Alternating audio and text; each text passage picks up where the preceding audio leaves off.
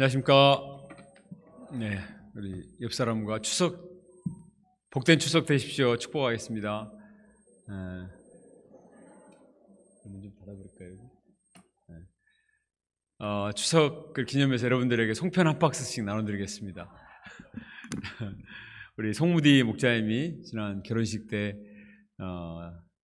코로나 때문에 식사를 대접하지 못해서 이번에 추석을 맞이해서 송편을 이렇게 대접을 하게 됐습니다. 송무디 목자님이 송편을 이렇게 대접을 하게 됐습니다. 송편 잘 드시고 생각나시면 전주에 있는 송무디 목자님에게 행복하게 잘 살라고 카톡이라도 이렇게 남겨주시면 좋겠습니다. 예, 오늘은 추석 준비 특강이 되겠습니다. 우리가 추석 기간에 어떤 자세로 살아야 되겠는가 하는 말씀인데 의도를 가지고 유다서를 한 건 아니고 순서에 따라서 하게 됐는데 굉장히 부담스러운 말씀입니다. 하다 보니까 그런데 우리가 꼭 들어야 될 또 말씀인 것 같아요. 오늘 말씀의 제목은 믿음의 도를 위하여 싸우라입니다. 우리 다 같이 믿음의 도를 위하여 싸웁시다. 외쳐봅시다. 시작. 믿음의 도를 위하여 싸웁시다. 기도하겠습니다. 하나님 아버지, 은혜를 감사합니다. 죄와 허물로 영죽을 저희들을 버려두지 아니하시고 우리에게 구원의 손길을 허락해 주셔서 감사합니다. 우리가 예수님의 십자가를 믿기만 하면 우리의 모든 허물과 죄를 씻어주시고 우리를 하나님의 자녀 삼으시며 제사장 나라 거룩한 백성으로 삼으시는 귀한 축복과 큰 은혜를 주신 것을 감사합니다. 우리가 이처럼 하나님께 예배드리며 또 하나님을 섬기며 또 영으로 교통하며 하나님을 찬양할 수 있다는 것이 얼마나 큰 은혜요 축복입니까? 하나님 아버지, 주님의 은혜를 가볍게 여기지 않고 항상 감사하고 마음에 새기고 주신 은혜를 마음에 붙들 수 있도록 도와주시기를 간절히 기도합니다. 하나님 아버지, 오늘 말씀을 통해서도 우리의 믿음을 새롭게 할 수 있도록 우리의 현주소를 다시 한번 점검하는 귀한 시간 될 수 있도록 축복해 주시옵소서. 예수님의 이름으로 기도합니다. 아멘. 유다서의 저자는 예수님의 동생 유다입니다. 예수님의 동생 야고보와 유다가 성경을 쓴 저자가 됐는데 야고보서의 저자 야고보와 유다서의 저자 유다는 예수님의 친동생입니다. 그래서 오늘 말씀 1절을 시작할 때도 예수 그리스도의 종이요 야고보의 형제인 유다는 이렇게 시작하지 않습니까? 유다는 이 교회에 몰래 들어온 거짓 선생들을 경계하기 위해서 유다서를 썼습니다. 이 거짓 선생들은 영지주자들이요 또 도덕 폐기론자들이었습니다. 이미 구원을 받은 사람들은 구원을 받았기 때문에 이제 아무렇게나 살아도 구원이 취소되지 않고 문제가 되지 않는다. 죄가 되지 않는다. 이렇게 극단적으로 생각을 했습니다. 이들은 이 극단적인 방종주의, 자유주의를 주장했습니다. 이들은 주님께서 피 흘려 완성하신 너무나 값진 구원의 복음을 하찮게 생각하고 방탕의 도구로 바꿔버리는 악한 자들이었습니다. 그들의 이런 회개한 논리 이면에는 사탄이 존재했습니다. 유다는 이들의 생각이 얼마나 잘못되고 악하고 위험한 것인가 분명하게 오늘 말씀을 통해서 지적을 합니다. 19절에 보면 이들은 분열을 일으키는 사람들이고 육에 속한 사람들이고 성령이 없는 사람들이다. 이렇게 아주 단적으로 이야기를 합니다. 교회를 분열시키고자 하는 파괴론자들이고 육신적인 사람들이고 성령이 없는 사람들이기 때문에 이들의 말은 들을 가치도 없는 것이다. 이렇게 분명하게 가르쳐주고 있습니다. 오늘날 우리가 살고 있는 시대에도 갈수록 편리함을 추구하고 또 자유를 부르짖는 그런 시대이기 때문에 이런 절대 복음 신앙이 도전을 받고 있습니다. 그러나 시대가 아무리 변한다 할지라도 이 믿음의 도를 결코 양보할 수가 없습니다. 오히려 우리는 이 혼탁한 시대에 믿음의 도를 지키기 위해서 힘써 영적인 싸움을 싸워야 되겠습니다. 3절 말씀을 같이 읽어봅시다. 3절 시작. 사랑하는 자들아, 우리가 일반으로 받은 구원에 관하여 내가 너에게 편지하라는 생각이 간절하던 차에 성도에게 단번에 주신 믿음의 도를 위하여 힘써 싸우라는 편지로 너희를 권해야 할 필요를 느꼈노니. 제가 유다 선생을 만나면 편지를 좀 단문으로 쓰시도록 부탁하고 싶어요. 한 문장이 너무 길고 비유가 너무 많아가지고 설교하기가 참 어렵습니다. 유다가 편지를 쓰게 된 두 가지 이유를 두고 있는데, 일반으로 받은 구원, 그리고 단번에 주신 믿음의 도를 지키기 위해서 썼다 하는 것입니다. 우리가 받은 구원은 일반으로 받은 구원이다. 일반으로 받은 구원이라는 것은 영지주의자들이 얘기하는 것처럼 특별한 지식을 배워야 구원을 받는 것이 아니고, 그 사람이 예수 그리스도의 십자가의 복음을 믿기만 하면 유대인이든 헬라인이든 또 빈부귀천 남녀노소를 막론하고 보편적으로 모든 사람이 다 일반적으로 받을 수 있는 구원이라는 거예요. 그것을 이렇게 자기들 특별한 어떤 것으로 자꾸 배타적인 것으로 만드는 것은 잘못된 것이다. 이 복음은 모든 사람이, 믿는 사람이 받는, 은혜로 받는, 일반으로 받는 구원이다 하는 것이고, 단번에 주신 믿음의 도다 하는 것은 예수님의 십자가 복음이 즉시 구원의 효력을 나타낸다 하는 것입니다. 구약에는 죄를 지을 때마다 짐승 제사를 드려서 죄를 속하고 깨끗함을 받았어요. 맨날 제사를 드려야 됐습니다. 그러나 이제 예수님이 오셔서 십자가에 자기 몸을 들이심으로 말미암아 단번에 우리의 죄를 속하셨기 때문에 우리가 항상 짐승 제사를 드릴 필요가 없습니다. 예수님의 그 십자가 복음을 믿기만 하면 구원이 완성이 되는 거예요. 그래서 히브리서 10장 10절에 예수 그리스도의 몸을 단번에 들이심으로 말미암아 우리가 거룩함을 얻으니라. 우리의 거룩함은 우리의 노력도 아니고 또 많은 짐승의 피를 흘려서 되는 것도 아니고, 예수 그리스도의 몸을 단번에 십자가의 재단을 들이신 것을 믿으면 누구나 의롭게 되고 거룩함에 이를 수 있다 하는 것입니다. 코로나19를 치료하기 위해서도 백신을 2번을 맞아야 되고, 또 변종 바이러스가 생기면 또 다른 백신을 또 맞아야 될지도 모르겠습니다. 또 언제 무슨 새로운 그 바이러스가 또 나올지도 모르고, 그러면 우리는 또 거기에 맞는 백신을 또 연구를 해야 되고 맞아야 될 것입니다. 그러나 우리 인간의 그 원조의 바이러스는 예수님의 십자가 보혈을 믿기만 하면, 예수님의 십자가 보혈 백신을 맞기만 하면 단번에 다 치료하는 효능이 있습니다. 비싼 돈을 내고 어디 가서 연구를 하고 할 필요도 없고, 이 복음을 믿기만 하면 즉시 효력이 나타납니다. 보혈의 찬송을 부르고 보혈의 은혜를 붙들고 감사하고 우리 마음에 새기면 즉시 사단 마귀가 떠나고 이 죄의 소욕을 이기고 승리할 수가 있는 것입니다. 이처럼 소중한 단번에 얻는 구원의 은혜를 이미 주셨고, 일반으로 받는 구원의 은혜를 주셨는데, 이러한 복음의 진리를 흔드는 것은 얼마나 악한 것인가 하는 것을 말하고 있습니다. 거짓 선생들이 자꾸 딴소리를 했습니다. 4절을 한번 볼까요? 4절 시작. 이는 가만히 들어온 사람 몇이 있음이라. 그들은 애적부터 이 판결을 받기로 이미 기록된 자니 경건하지 아니하여 우리 하나님의 은혜를 도리어 방탕한 것으로 바꾸고 홀로 하나이신 주제 곧 우리 주 예수 그리스도를 부인하는 자니라. 그들은 하나님의 은혜를 방탕한 것으로 바꾸었습니다. 하나님의 은혜가 얼마나 거룩하고 값지고 귀한 것인데 이것을 방탕의 도구로 사용했다는 것입니다. 주님 우리에게 구원을 주셨을 때 이제 죄 값을 다 치렀으니까 마음대로 죄 짓고 살아라, 그걸 위해서 주셨겠습니까? 방탕의 도구로 방탕과 방종과 아무렇게나 살아도 된다고 그걸 위해서 주셨을 리가 없잖아요. 그들은 이 구원의 진리를 아주 오도한, 너무나 잘못된 악한 자들이었습니다. 이들은 가만히 들어왔다고 했습니다. 요한복음 10장에 말한 것처럼 참된 선한 목자는 문으로 들어오지만 이 사꾼 목자들은 담을 넘어서 가만히 들어오는데, 이 사탄적인 자들은 이렇게 담을 넘어서 가만히 들어와서 복음 진리를 혼탁하게 만들었습니다. 이들은 하나님의 은혜를 남용하는 심히 가증한 죄인들이었습니다. 그들은 유일하신 구원자 예수 그리스도를 부인하는 자들입니다.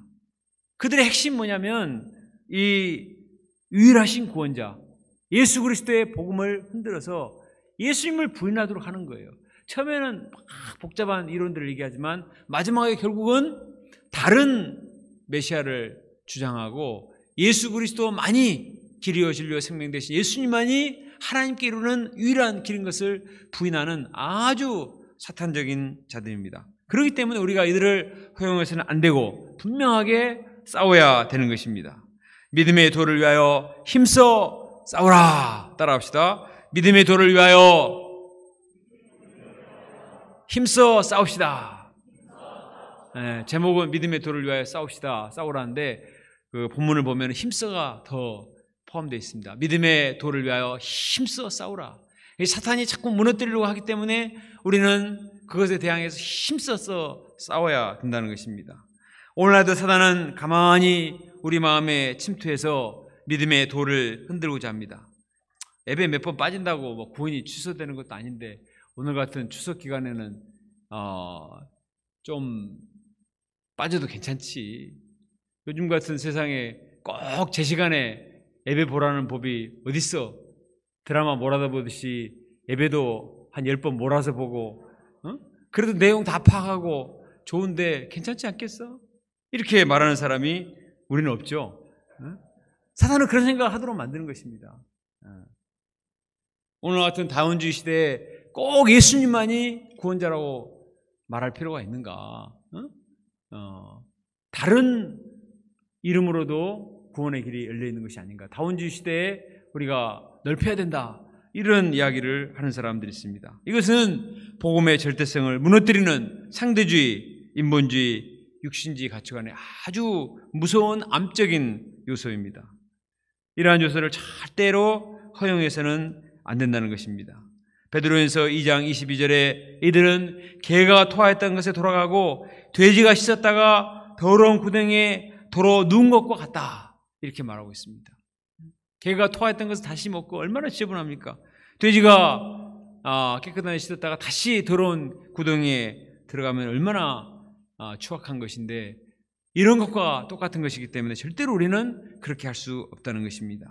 우리는 너무나 소중한 십자가 부활의 복음, 이 믿음의 도를 지키기 위해서 힘써 싸워야 되겠습니다. 사도 바울도 디모데전서 6장 11절과 12절에서 이렇게 말했습니다. 오직 너 하나님의 사람아 이것들을 피하고 의와 경건과 믿음과 사랑과 인내와 온유를 따르며 믿음의 선한 싸움을 싸우라. 영생을 취하라. 디모데전서 6장에 보면 이것들을 피하라 했을 때 이것은 육신의 정욕과 물질에 대한 탐심과 이런 세속주의 물질주의를 말합니다. 이런 세속주의 물질주의 세상적인 가치관을 적극적으로 피하고 의와 경건과 믿음과 사랑과 인내와 온유를 따르라는 것입니다. 이 의와 경건과 믿음과 사랑과 인내와 온유 하나도 쉬운 게 없어요. 어렵죠. 어떻게 생각하면 마음이 부담이 돼요. 그러니까 사람들은 그냥 뭐 구원 받으면 되지 꼭 의롭고 막 경건하고 믿음을 가지고 사랑을 베풀고 인내하고 온유를 따르고 이렇게 할 필요가 있는가 이렇게 생각합니다. 그러나 우리의 신앙생활의 목적은 영생을 취하는 데 있습니다. 마지막 천성문에 쫙 통과해서 철로역정에 크리스찬이 처음에 출발해가지고 마지막 천성문에 이르기까지 얼마나 많은 코스가 있습니다.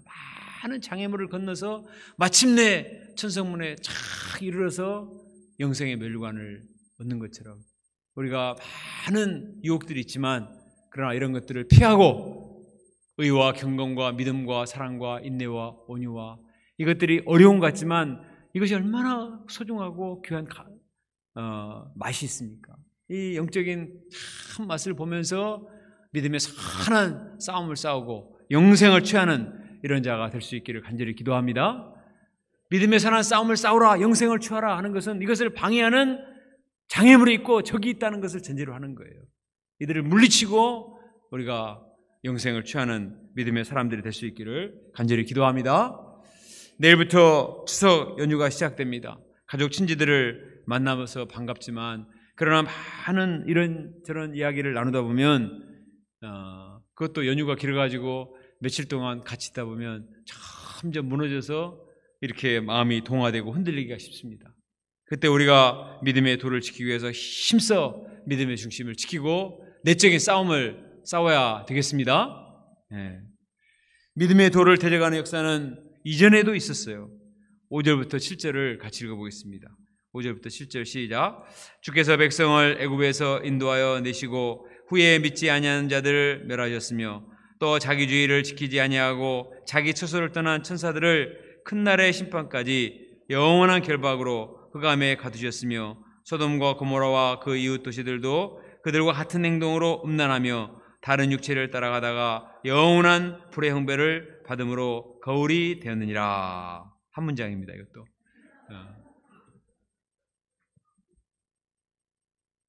구약 시대에도 거짓 선지자들과 똑같은 자들이 있었다. 5절부터 7절까지의 세 가지 사건을 얘기하는데, 하나는 출애굽을 한 위에 하나님을 불신하고 불평하고 원망을 했다가 광야에 엎드려져 죽은 사람들.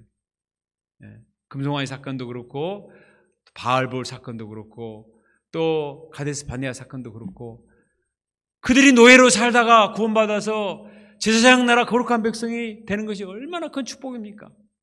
근데 조금만 힘들면 불평하고 원망하고 하나님이 없다 그러고 모세와 아론을 죽이자 그러고 다시 돌아가자 하고, 이런 불신자들은 주님께서 광야에 엎드려져 죽게 했단 말이에요.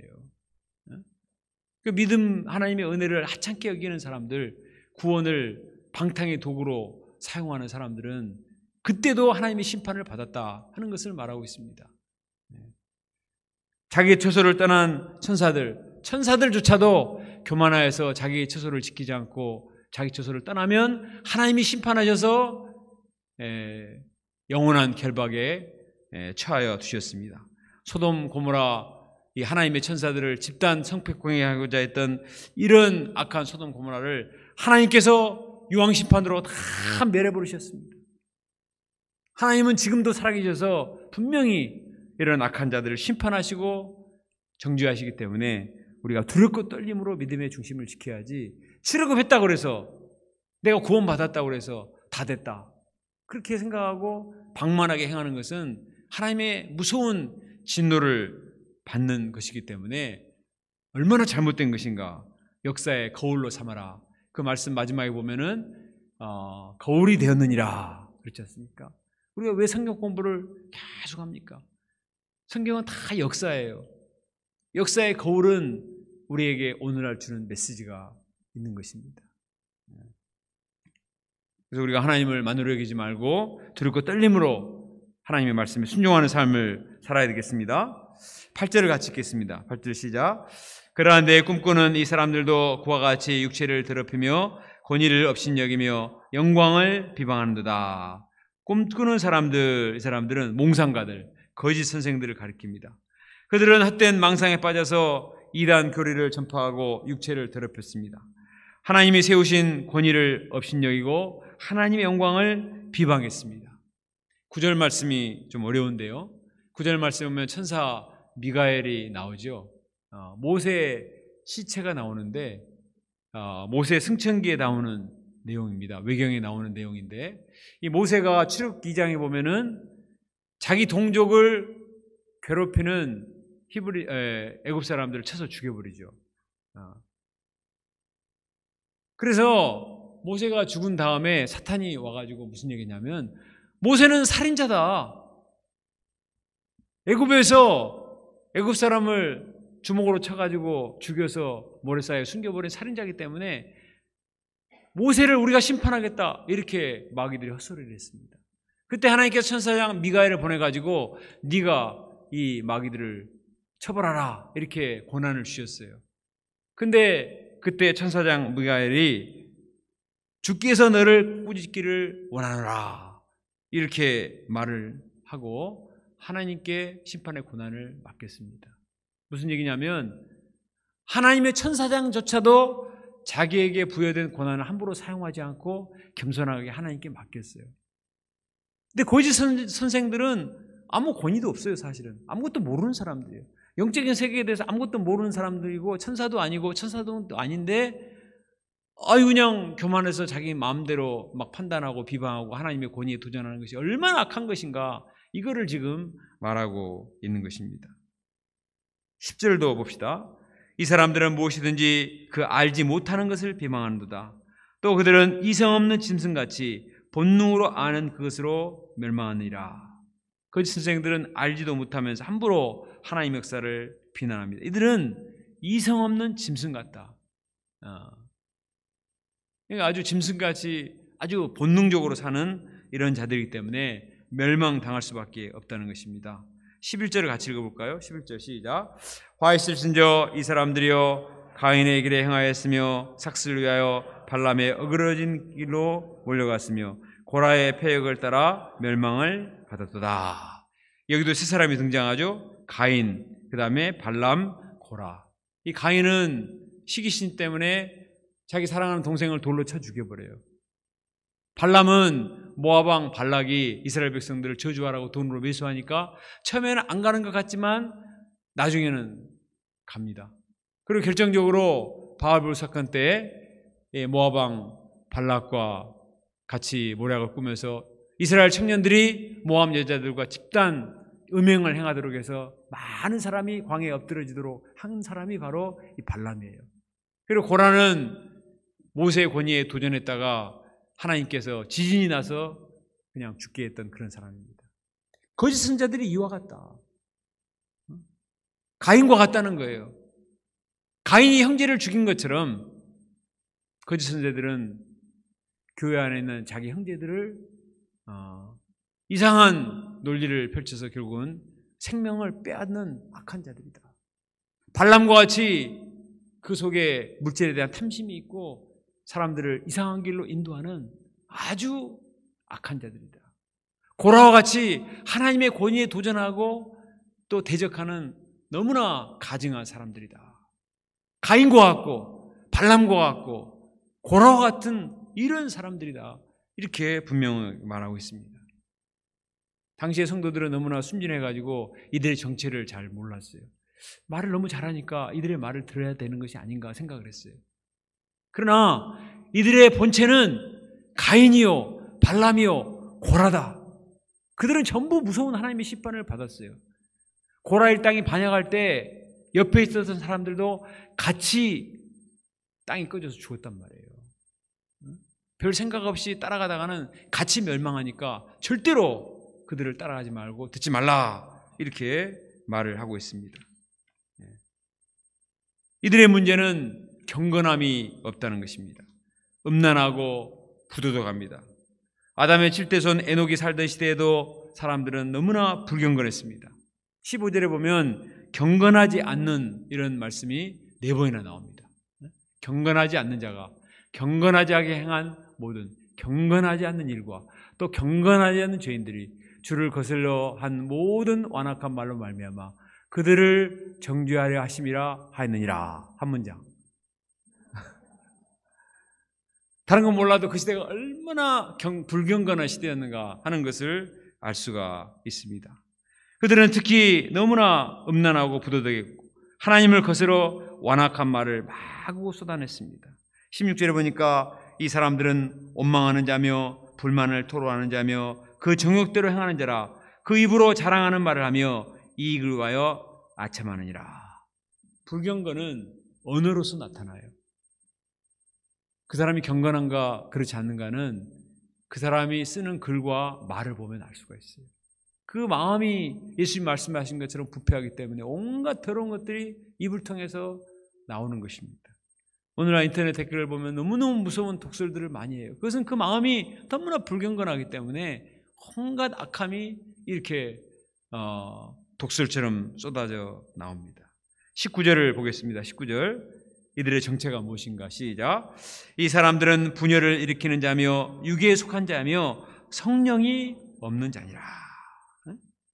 유다는 항상 셋을 좋아해요. 세 사람 비유를 들고 여기서도 세 가지. 이 사람들은 분열을 일으키는 사람이다. 육에 속한 사람이다. 그리고 성령이 없는 사람들이다. 한마디로 사탄적인 사람들이에요. 하나님의 교회를 세우는 것이 아니라 그 사람이 성령이 있는 사람이라면 연약해도 그 사람을 잘 도와서 세우려고 애를 쓸 거예요. 하나님의 교회를 세우려고 얼마를 애 써야 되잖아요. 근데 한사코 분열시키고 육신적인 자이기 때문에 항상 육신적인 말만 해요. 성령이 없기 때문에 영적인 관심이 없습니다. 성령이 없으니 노아 시대 사람들처럼 육체가 되어 마음으로 생각하는 모든 것이 항상 악할 수밖에 없습니다. 노아 시대 그렇지 않습니까? 항상 악하고 육체가 되어서 그 폐괴함이 땅에 충만해서 도저히 하나님이 두고 보실 수 없어서 심판하실 수밖에 없었습니다. 사탄은 이런 자들을 이용해서 교회를 분열시키고 성도들을 이간질시키기 때문에 절대로 가까이 해서는 안 된다, 이렇게 말을 하고 있습니다. 유다는 이런 시대에 어떤 삶을 살아야 되는가? 에녹을 얘기하고 있어요. 에녹이 살고 있는 시대가 불경건한 시대, 경건함이 전혀 없는 그런 시대인데 에녹만큼은 하나님과 동행하는 삶을 살았어요. 하나님을 경외하고 하나님과 동행하는 삶을 살고 의를 전파하는 삶을 살았기 때문에 하나님 보시기에 너무나 귀해서 죽음을 보지 않고 데려가 버렸습니다. 너는 죽음을 면제시켜준다. 그래서 그냥 성경에 죽음을 면제시켜주는 구약의 두 사람이 있죠.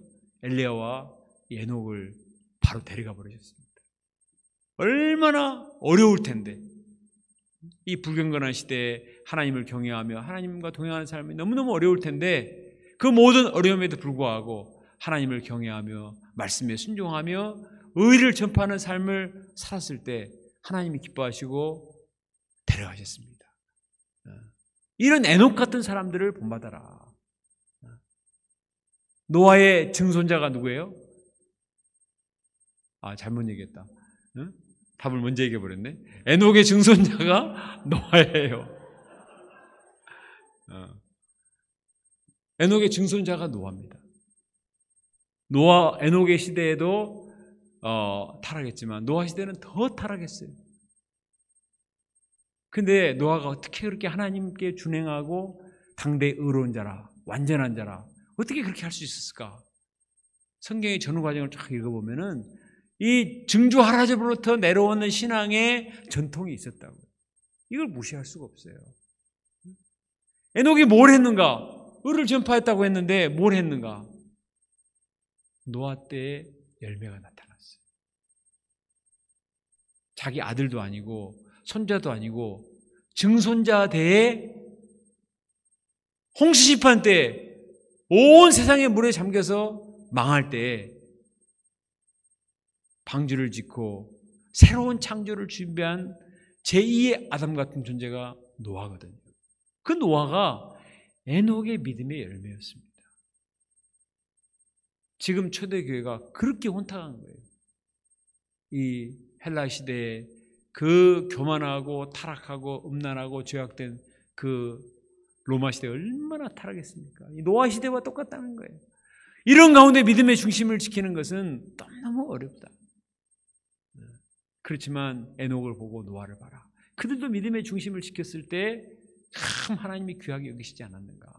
여러분도 정말 어렵지만 핍박도 많고 유혹도 많지만 끝까지 믿음의 선한 싸움을 싸우고 믿음의 중심을 지킬 때 에녹과 같이 노아와 같이 구원을 받는 하나님의 큰 축복이 임할 수 있을 것이다. 이렇게 말을 하고 있는 것입니다. 우리도 정말 이 너무나 물질적이고 치열하고 육신적인 세상을 살아가면서 영적인 가치관을 가지고 살기가 너무 힘들고 성경의 가르침과 이 세상의 가치관이 너무 안 맞은 것 같아서 참 고민이 될 때가 많이 있죠. 그렇지만 세상이 아무리 바뀌어도 성경이 가르치는 그 진리는 항상 분명하고 영원하기 때문에 이 믿음의 조를 끝까지 지켜서 에녹과 같이 노아와 같이 하나님의 구원 역사에 크게 쓰임받는 믿음의 사람들이 될 수 있기를 간절히 기도합니다. 이제 유다는 마지막 성도들에게 권면을 합니다. 우리 20절과 21절을 같이 읽어봅시다. 시작. 사랑하는 자들아, 너희는 너희의 지극히 거룩한 믿음 위에 자신을 세우며 성령으로 기도하며 하나님의 사랑 안에서 자기를 지키며 영생에 이르도록 우리 주 예수 그리스도의 긍휼을 기다리라. 한 문장. 여기서도 4개를 얘기해요. 근데 제가 2가지만 얘기하겠습니다. 지극히 거룩한 믿음 위에 자신을 세우라 하는 것과 성령으로 기도하라. 이 혼탁한 시대에 가만히 있으면 떠내려가요. 어떻게 우리가 살아남을 수 있는가? 믿음 위에 자신을 세우라는 거예요. 그런데 자세히 보세요. 그 앞에 뭐가 붙어 있어요? 거룩한 믿음. 그것도 부족해가지고 그 앞에 또 뭐가 붙어 있어요? 지극히 거룩한 믿음. Most holy faith. 세상이 너무나 unholy하니까 가장 거룩한 믿음 위에 자기를 세워라. 정말 순수하고 진실되고 깨끗한 그 믿음.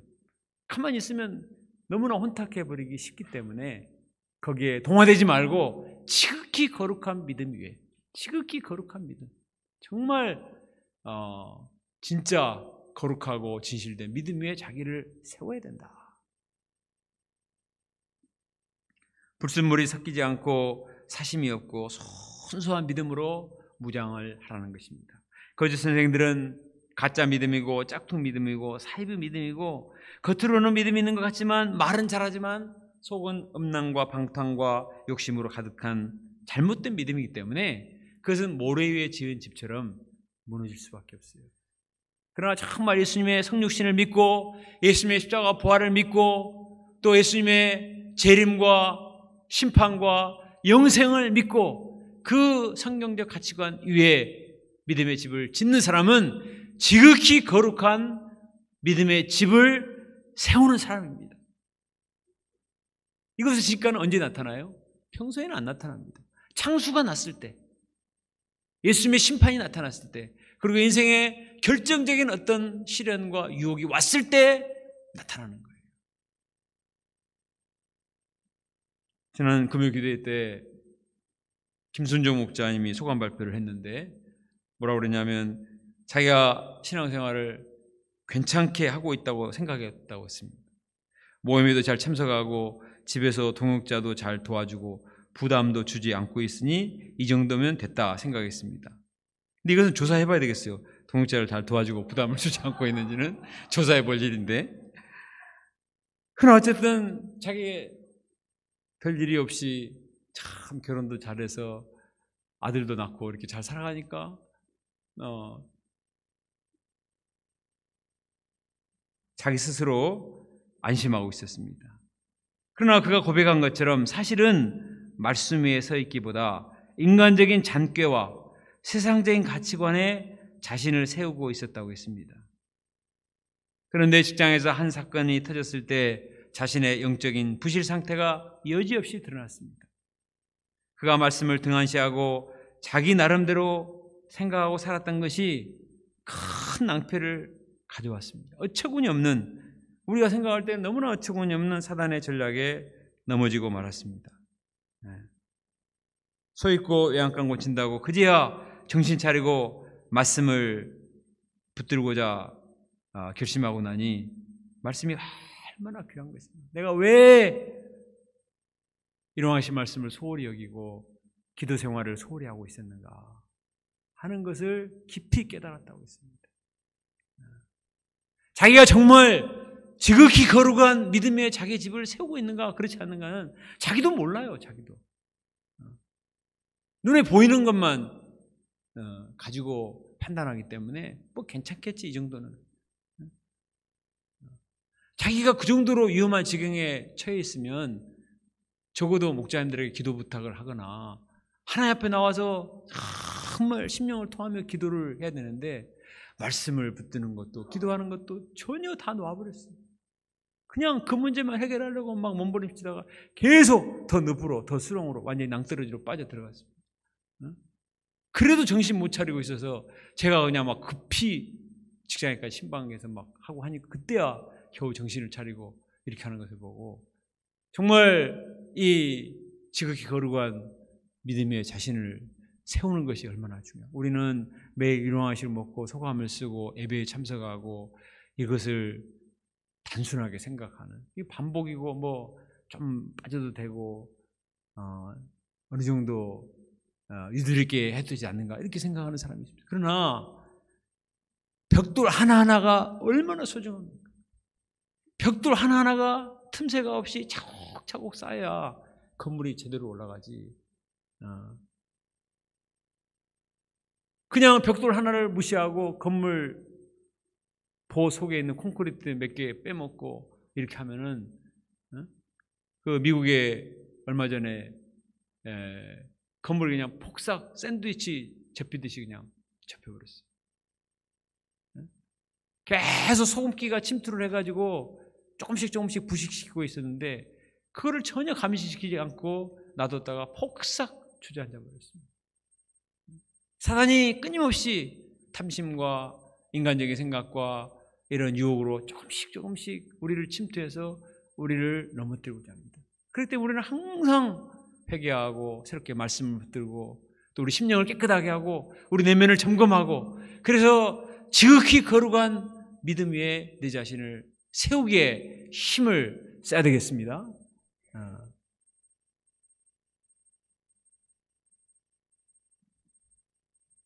지극히 거룩한 믿음. 제가 예양원에 갈 때마다 예양원에 들어가기 전에 왼쪽에 돌로 된 건물이 있어요. 거기에 뭐라고 써 있냐면은 토플 하우스라고 이렇게 써져 있습니다. 토플 공부하는 하우스가 아니고 토플 선교사님, 스탠 토플 선교사님을 기념하는 집인데요. 저곳은 뭐 하는 곳이냐면은 이 당시에 1940년, 50년대에 한센병 환자가 우리나라에 너무 많았어요. 그들을 대상으로 복음을 전해야 되는데 그들에게도 교회가 필요하고 일반 목회자들은 한센병 환자의 목회를 하기를 힘들어해요. 그래서 선교사들이 어떻게 했냐면은 한센병 출신 목회자를 양성하자. 한센병에서 나은 사람들에게 신학교육을 시켜가지고 그분들이 그 병을 앓고 있는 분들의 목회를 하도록 하기 위해서 세운 신학교입니다. 저기가.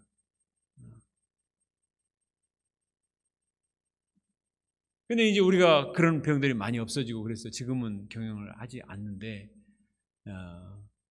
이 건물이 토플 하우스라는 이름이 붙여진 이유는 뭐냐면은 예양원에 온 많은 원장님들이 큰 영향력을 미쳤지만 그 중에 10대 원장이 스탠 토플이라는 그런 선교사님이었어요. 1대부터 10대까지는 전부 미국 의사 선생님들이 예양원 원장을 하다가 11대부터 이제 한국 원장들이 맡기 시작하는데요. 이 스탠 토플 선교사님이 1959년에 선교사로 와서 22년을 봉사를 하다가 81년에 다른 나라로 갑니다. 그 이유는 뭐냐면 한국이 이제는 의술이나 경제적으로 좋아져서 더 이상 내가 안 해도 다른 사람이 할 수 있다 생각하고 이제 은퇴를 하는 거예요. 그렇게 하고 미국으로 돌아가는 게 아니라 더 힘든 나라로 가요. 이제 더 여기는 한국 사람들이 하고 더 힘든 나라에 가서 도와주겠다 이렇게 하고 제3세계로 이분들이 가십니다. 이분의 일대기를 다룬 그 다큐멘터리가 얼마 전에 TV에 이렇게 소개가 되었어요. 근데 한국에서 그 보낸 기간이 너무나 자기는 행복했고 또 너무나 의미 있는 시간이었고 또 자기 자녀들 내 딸들도 거기서 같이 자랐는데 또 그 딸들도 나와서 너무나 많은 은혜를 받는 시간이었다 이렇게 간증하는 그런 방송을 보았습니다. 참 그분들은 어떤 믿음일까? 그 50년대 가난한 한국 그리고 그 대상도 한센병 환자들 얼마나 힘들었을까? 그래서 그 딸이 뭐라고 말하냐면 아빠가 하루 종일 일하다가 밥 먹다가 고개를 숙이면 그냥 밥그릇에 얼굴을 쳐박는데요. 피곤해가지고. 그런데도 그 생활이 자기에는 너무나 행복했고 의미 있는 시간이었다. 이분들의 믿음은 어떤 믿음일까? 정말 지극히 거룩한 믿음이지 않았을까? 정말 순수하고 진실되고 참 그 깨끗한 그런 청정수 같은 믿음. 같은 믿음이라도 이런 정말 진실된 믿음은 지금도 참 우리에게 얼마나 큰 감동을 줍니까? 거짓 선생들은 교회사 속에 아무런 자국이 없어요. 아무런 영향력도 오히려 나쁜 영향력으로만 남아있지 어떤 열매가 없습니다.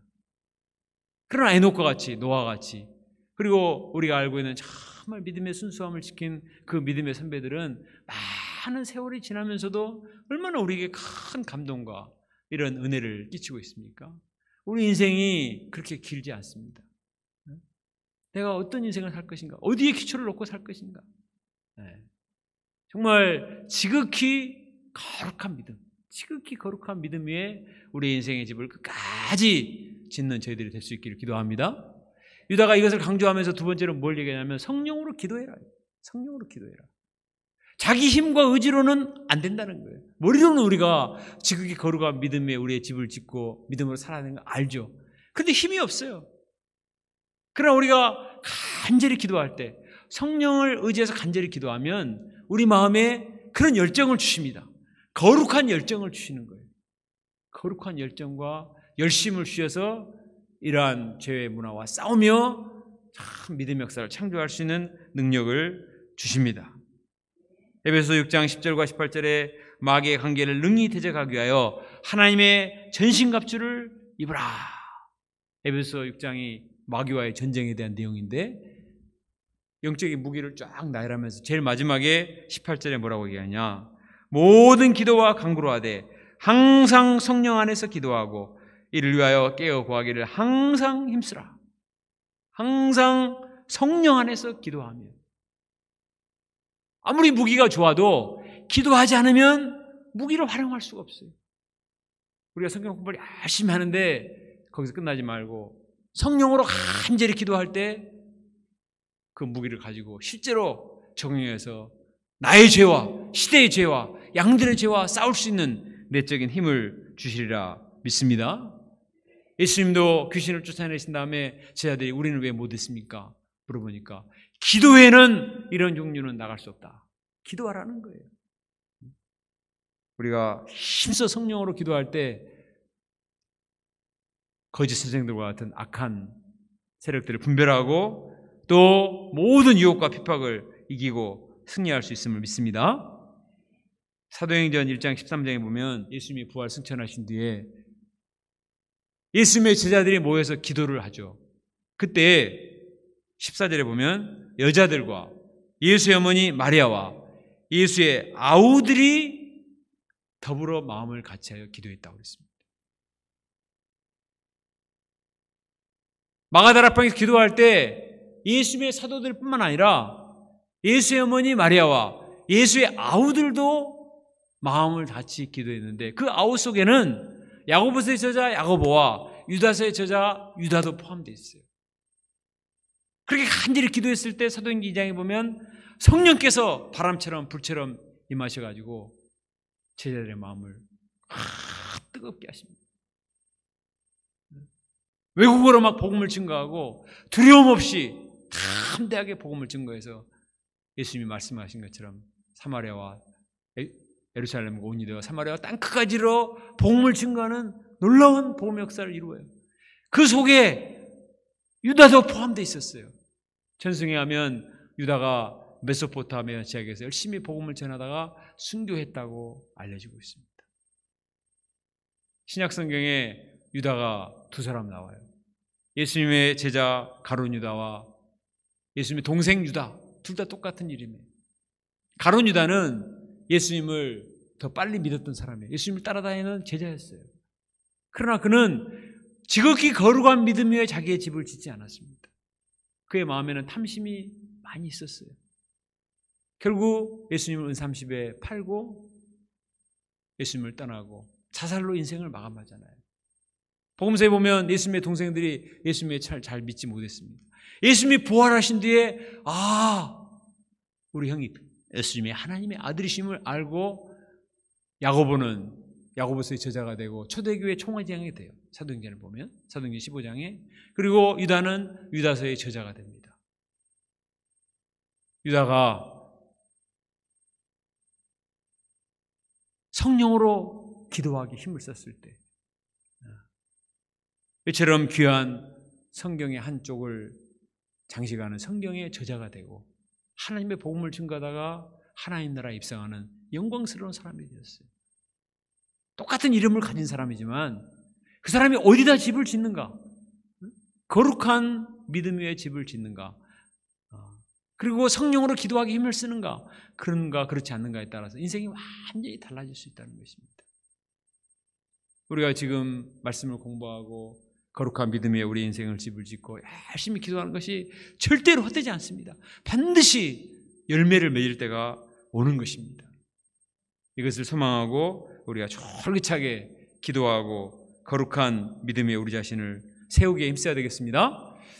22절과 23절을 같이 읽겠습니다. 시작. 어떤 의심하는 자들을 긍휼히 여기라. 또 어떤 자들을 불에서 끌어내어 구원하라. 또 어떤 자를 그 육체에 더럽힌 옷까지도 미워하되 두려움으로 긍휼히 여기라. 여기서 의심하는 자들 또 자기 옷을 더럽힌 자들은 연약한 형제들을 가리켜요.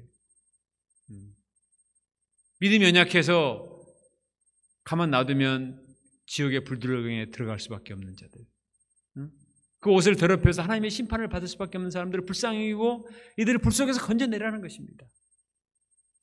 유다가 권면하는 바는 무엇이냐면 이 말세 때 우리의 믿음의 집을 견고하게 세울 뿐만 아니라 다른 형제들을 어쩌든지 구원하라는 거예요. 연약한 형제들을 구원해라. 사랑하는 아들이 불 속에 빠져 있다면 가만 놔둘 사람이 누가 있겠습니까? 뛰어들어서 건져내듯이 우리가 그들을 긍휼히 여기고 불쌍히 여기고 어쩌든지 구출하는 저희들이 될 수 있기를 간절히 기도합니다. 특별히 우리가 추석 기간 동안에 우리가 가족들을 긍휼히 여기고 이들에게 복음을 증거해서 어쩌든지 이들을 생명의 세계로 인도하는 저희가 될 수 있기를 간절히 기도합니다. 결론적으로 유다서는 거짓 선생의 유혹에 빠지지 말고 믿음의 도를 지키기 위해서 힘써 싸우라. 이들의 가치관에 넘어가지 말고 중심을 지키라 말하고 있습니다. 고린도전서 15장 33, 34절에 속지 말라. 악한 놈들은 선한 행실을 더럽혀나니 깨어 의를 행하고 죄를 짓지 말라. 속지 말라. 속지 말고 거짓 선생들의 말에 속지 말고 깨어 의를 행하고 죄를 짓지 말고 죄와 싸우고 믿음의 중심을 지켜서 장차 하나님 나라에 입성함으로 하나님의 상급을 받는 귀한 믿음의 사람이요 또 다른 사람들을 구원의 세계에 초청해서 함께 구원의 영광을 누리는 믿음의 저희들이 될 수 있기를 간절히 기도합니다.